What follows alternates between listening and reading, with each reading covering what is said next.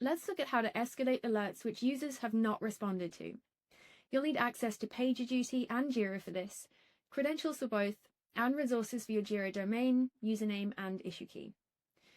So the story uses a webhook that receives an incoming suspicious login alert containing a user's email address and IP.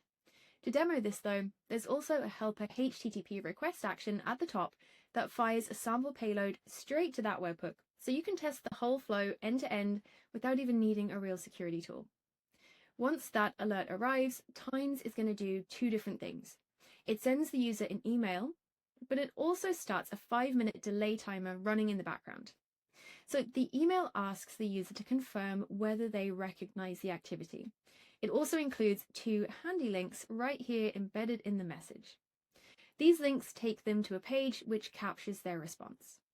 Meanwhile, both the page and the delay timer feed into a deduplicate event transform action.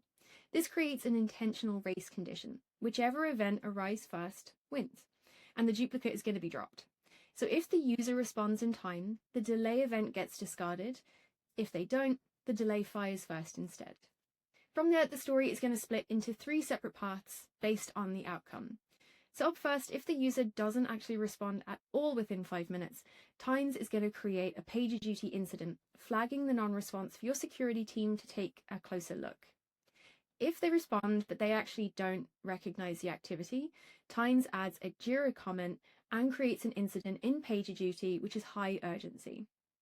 If the user recognizes the activity, we'll add a comment in Jira and then close the ticket.